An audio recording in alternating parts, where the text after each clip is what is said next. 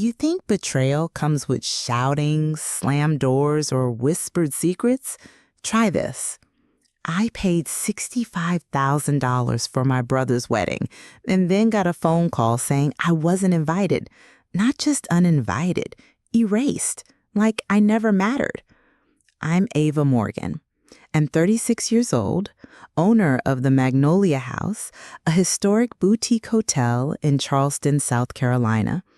I built it from the ground up, not with family money or a silver spoon, but with calloused hands, sleepless nights, and a fire in my chest no storm could smother. My brother Ethan, he used to be my person. We weren't just close. We were forged by the same fire, raised by a mother who worked 2 jobs and a father who worked the bottle harder than he ever worked a payroll.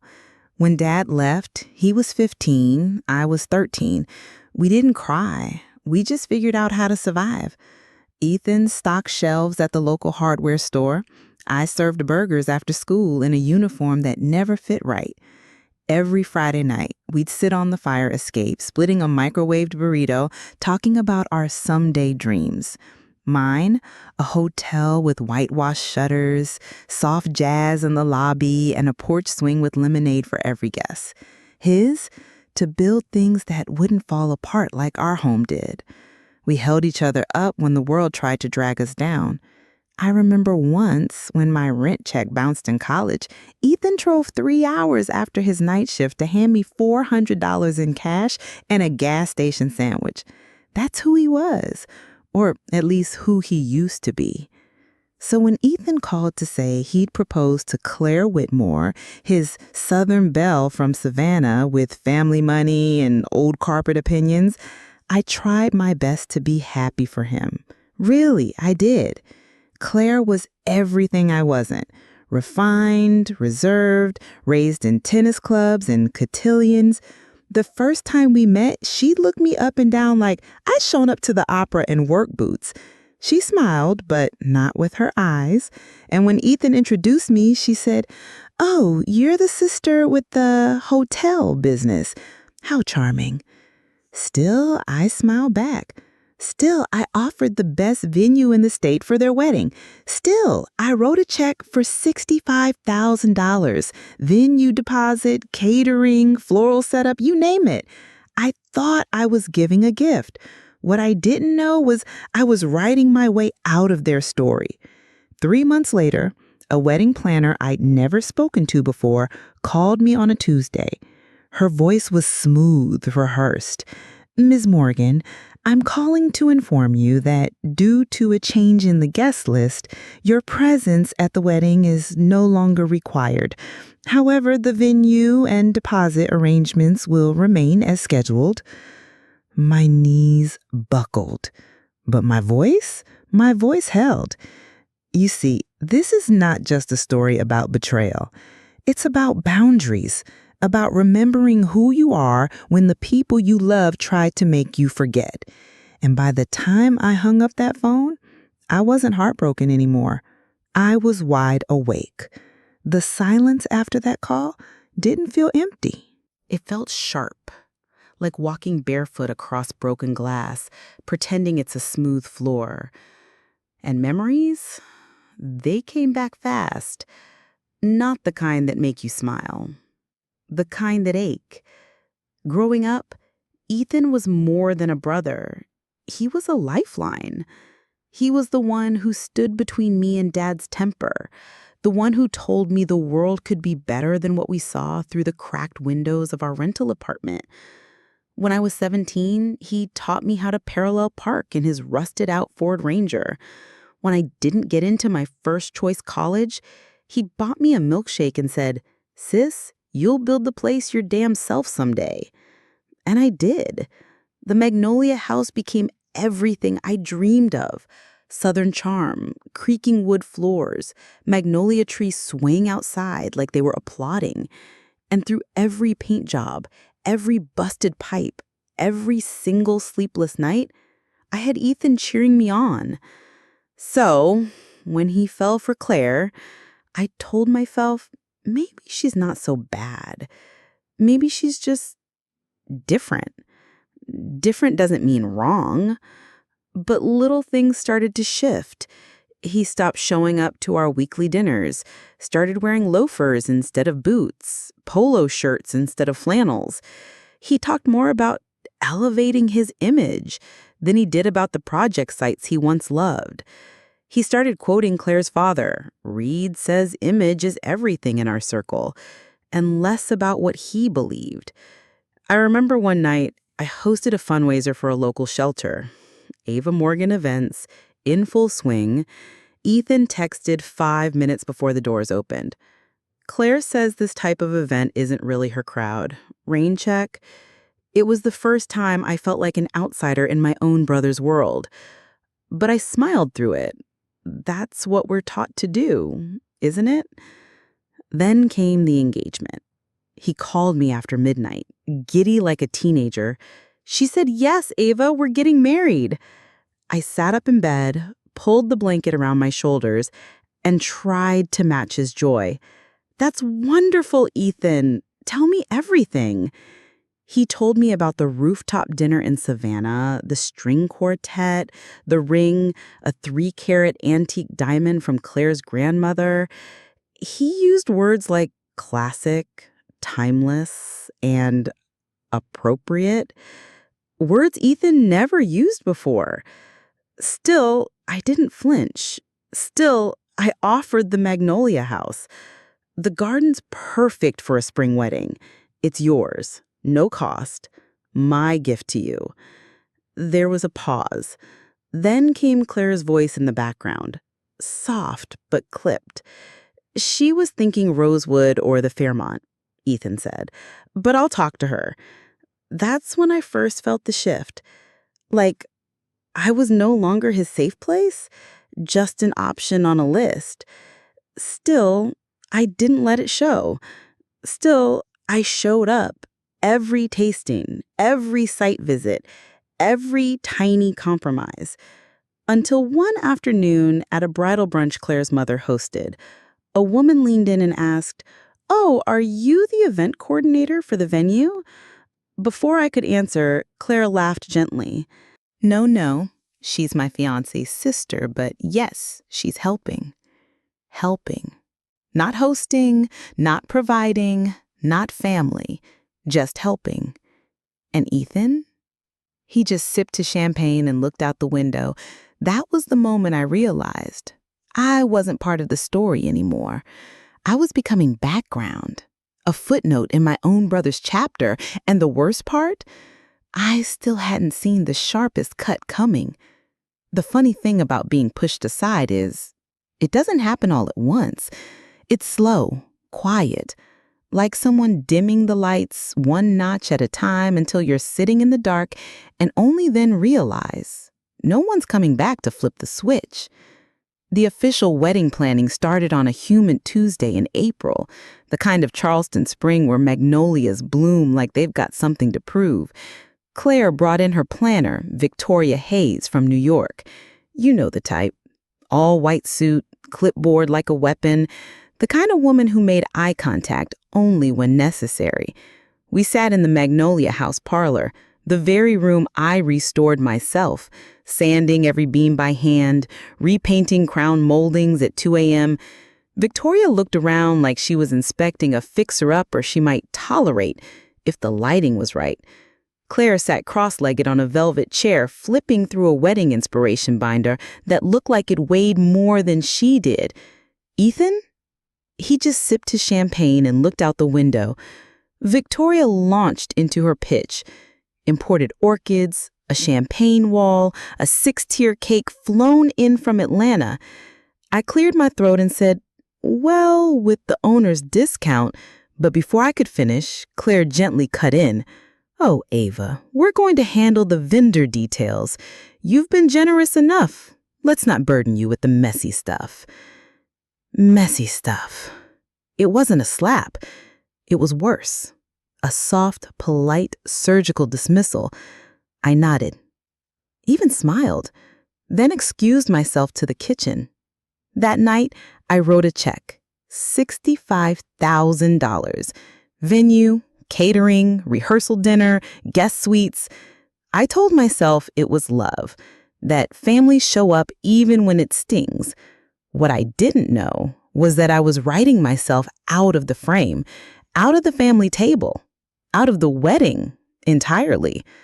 2 weeks later, I walked into my own catering office and saw my head chef, Elijah, looking like he'd swallowed a lemon.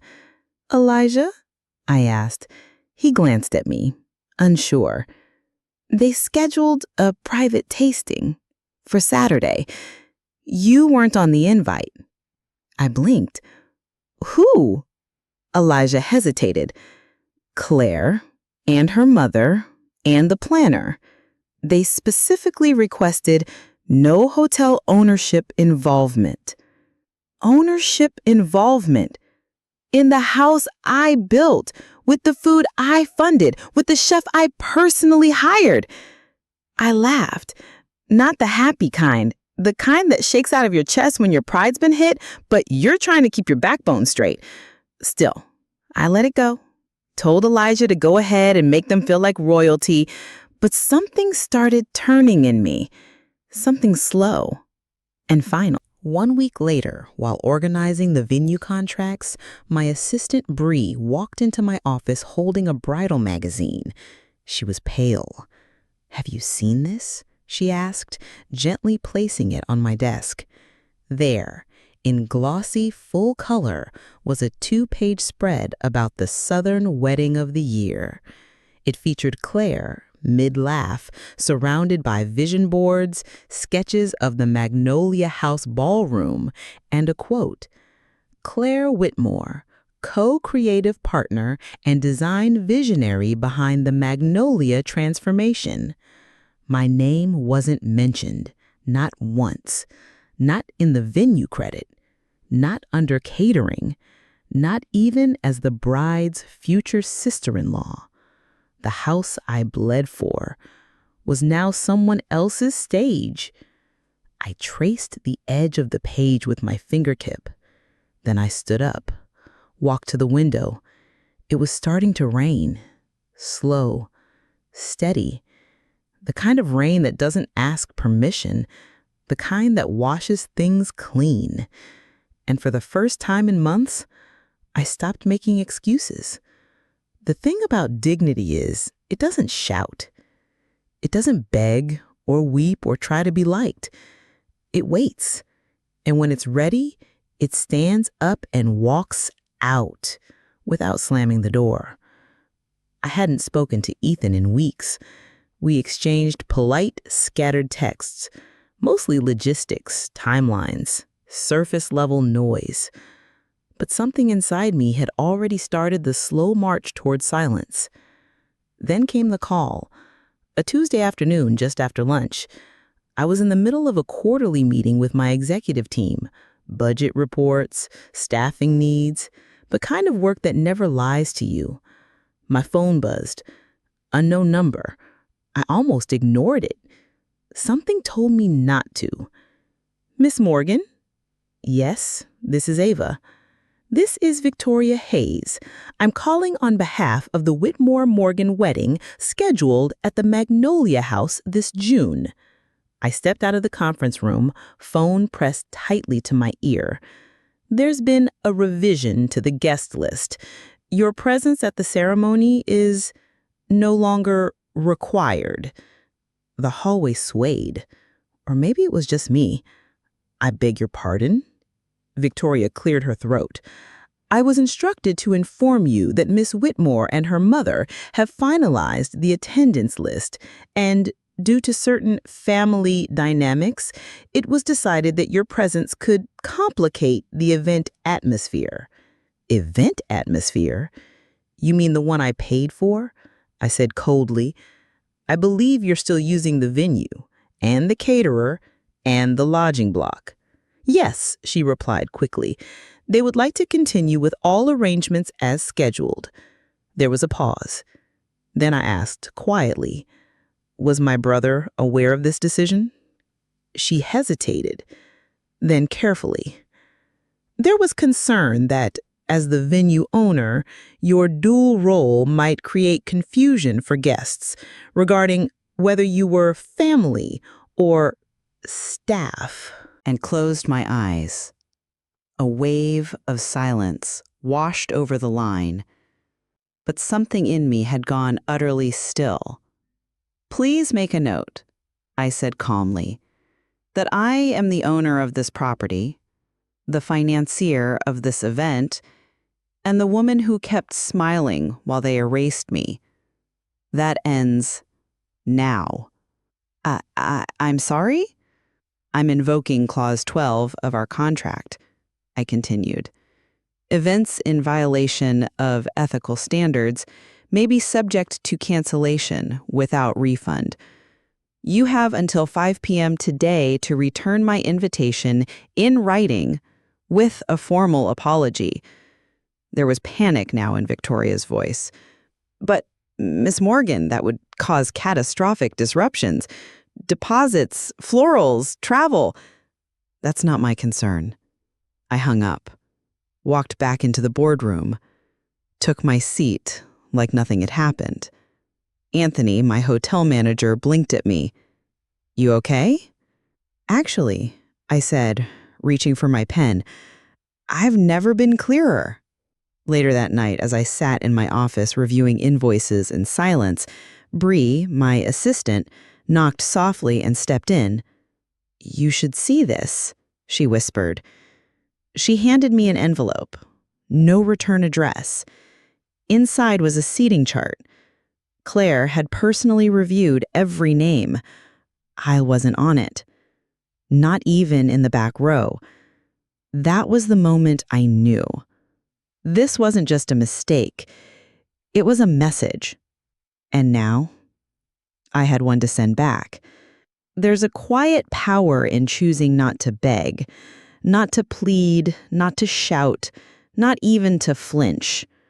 Just to arrive, clear-eyed, unshaken, and done apologizing for taking up space. That Friday, I invited them all to the Magnolia House. Claire, her parents, Ethan, Victoria, the planner, even Reed Whitmore, the towering father who always smelled faintly of entitlement and cigars. No reason given, just that it was important, business-related. I held the meeting in the East sunroom, bright, white-paneled walls, tall, arched windows, where light cuts like a blade if you know how to use it. I wore navy, no jewelry, hair pinned back, a statement, not an accessory. They arrived in soft murmurs and stiff smiles. Claire in pale blue chiffon, like she was attending a garden party. Her mother in beige silk, eyes scanning for flaws in my woodwork. Ethan wouldn't meet my eyes. Shall we sit? I said, motioning to the long table. I'll keep this brief. I opened the folder in front of me, copies of the signed venue contract, the catering invoices, bank transfers. I slid one toward Claire, one toward Reed, one toward Victoria. Clause 12, I said. You agreed that this event would reflect the values of this establishment, which includes integrity, transparency, and respect toward the host. Claire blinked. I don't see how this... I removed you from the guest list, I said evenly. After I paid for your wedding, you allowed your planner to inform me I wasn't welcome in the very house I built. Her mother scoffed. This feels dramatic. Surely there's been a misunderstanding. No, I replied, and turned to Ethan. Did you agree to it? He looked down. I didn't fight it. The silence that followed wasn't empty. It was full, heavy with all the things he didn't say. I reached beneath the folder and pressed play on a small recorder. Claire's voice came through, brutal and cruel. Let her pay. She likes playing the generous one. It's how she feels important. A hush. Then Claire's voice again, this time on edge. That was taken out of context. Was it? I asked. Her father stood up, indignant. This feels like blackmail. This, I said quietly, is clarity and consequence. I leaned forward. You have two choices. You can write me a formal apology, reinstate my place as family, and credit the Magnolia House and its staff in every official publication moving forward, or, I slid a second envelope forward, I cancel the event. Today. Publicly. And every bride from here to Atlanta will know exactly how you treat people who show you grace. Victoria's pen was already scribbling. Claire's mother stood, red-faced. We don't respond to ultimatums. I turned to her. No, ma'am, you don't. But I do.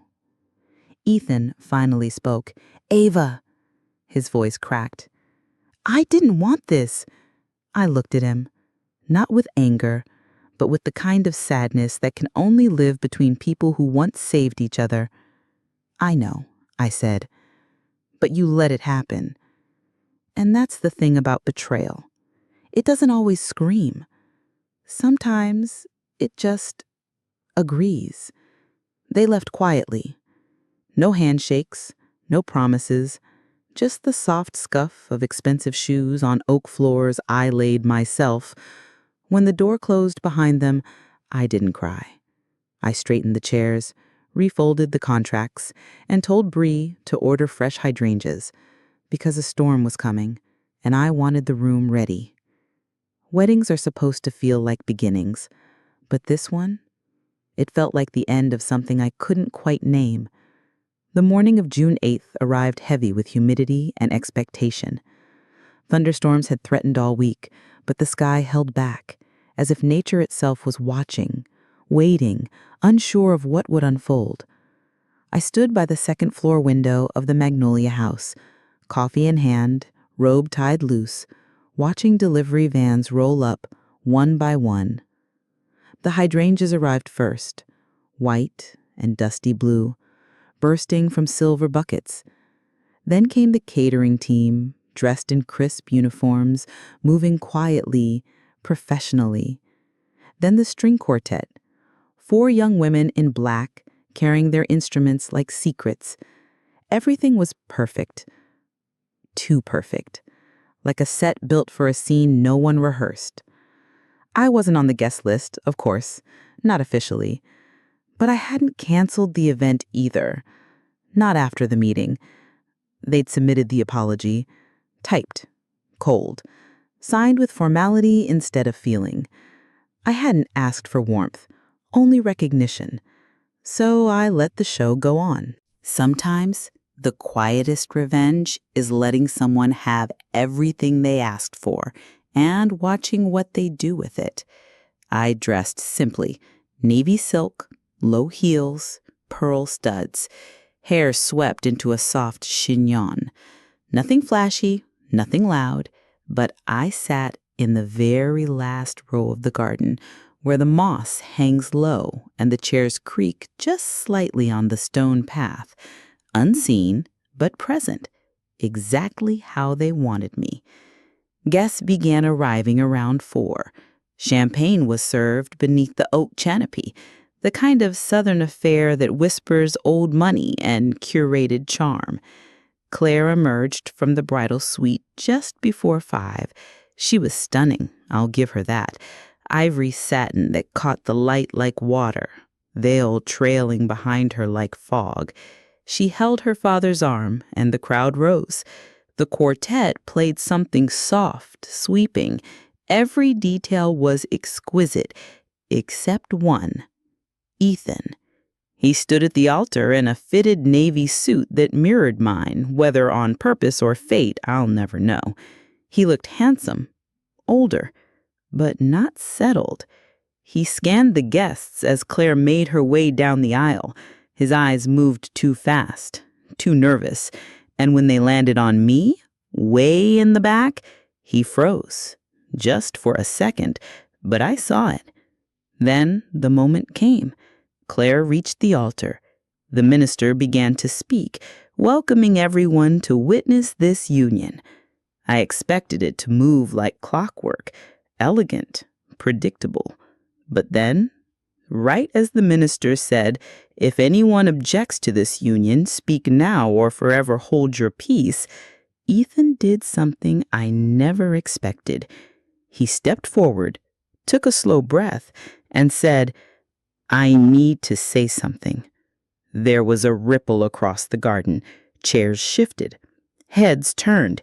Delilah stood up, face pale, clutching her pearls. Reed rose, too, muttering something into his phone, already making calls. Claire didn't cry. She didn't chase after him. She simply turned, slowly, and walked back up the aisle alone. It was the strangest thing. No shouting, no collapse, just the quiet thud of expectation falling off a cliff. Ethan walked toward me. No one stopped him. Not his almost wife. Not her powerful family. Not even the whispers rising like a tide behind him. He reached me, breath uneven, hands shaking slightly. "I couldn't do it," he said. I looked at him, this man I once protected, who now stood raw and undone.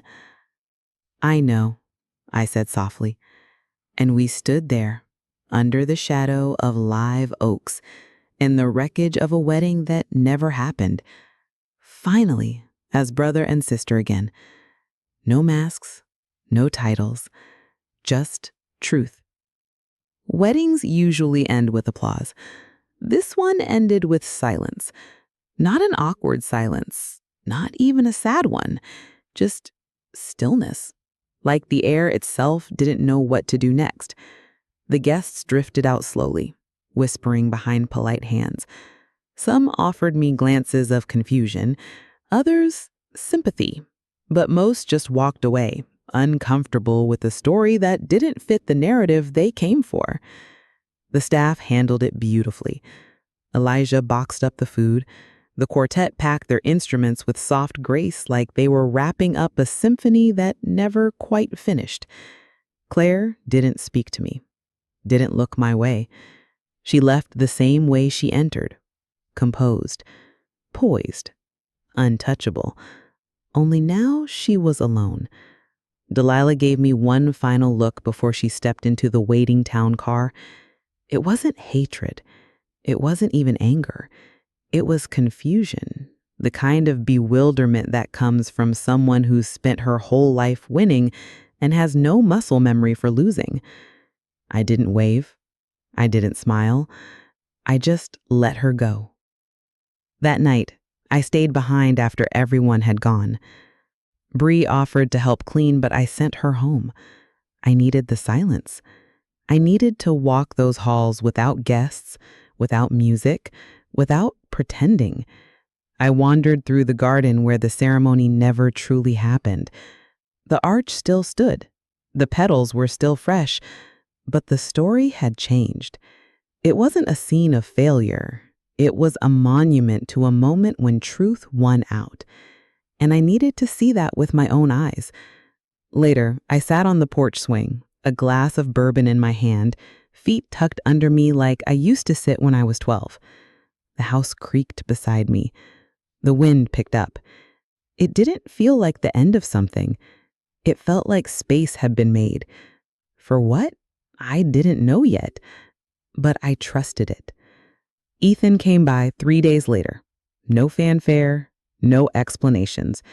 He showed up with 2 coffees and a small box under his arm. "I figured you'd still be mad," he said, handing me the cup. I took it, but didn't say anything. He sat beside me, sighing like he hadn't taken a full breath in months. I don't know what happens now. I don't know how to fix any of it. I looked at him for a long moment. I said, "You don't need to fix it.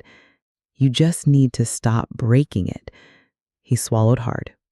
I kept thinking I had to become something bigger, something shinier, something worthy.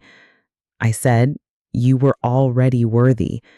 But you couldn't see it because she didn't.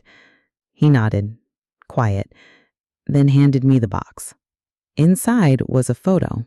The two of us, on the front steps of the Magnolia house the day I opened. He was holding a paintbrush. I had drywall in my hair. We looked ridiculous. And happy. I kept it in my closet, he said. I didn't want Claire to think I was stuck in the past. I touched the corner of the frame, then smiled, just a little. Sometimes the past is the only thing that got you to the present. We sat there a while. Didn't say much. Didn't need to. The house had already heard everything, and for the first time in a long time, it was at peace. You don't notice the moment you become someone else. Not entirely new, just truer. Like the version of yourself that had been whispering beneath all the noise finally stepped forward and said, "It's my turn now." A month passed, then two. The headlines moved on. The Whitmore slipped quietly out of Charleston society for the season. Claire, I heard, went to Asheville, then to Napa. Her name stopped showing up in the lifestyle sections. Eventually, even the whispers went quiet. And the Magnolia House? It bloomed. Not just with hydrangeas and bookings, but with energy, with peace. We hosted 3 weddings that summer, each different, each imperfect, each full of people who actually wanted to be there. Couples who held each other like survival, not strategy. Families who danced until their shoes came off. One bride insisted on walking barefoot across the garden stones. Her father cried as he gave her away. I stood at the edge of every ceremony, watched without needing to be seen, and each time I whispered a quiet promise to the house. Never again will this place hold anything less than truth. Then, one morning in early fall, I found a letter in the mailbox. Cream envelope. No return address. Inside a single page in delicate handwriting. Ava, I thought you should know I'm leaving Charleston. Not because I lost, but because I need to figure out why I fought so hard for something that looked like love, but never felt like it. You were never the villain, just the mirror. No apology, no excuses. Just a sliver of self-awareness scrawled in cursive. And honestly, that was enough. I folded the letter and tucked it into my journal. Not to reread, just to remember.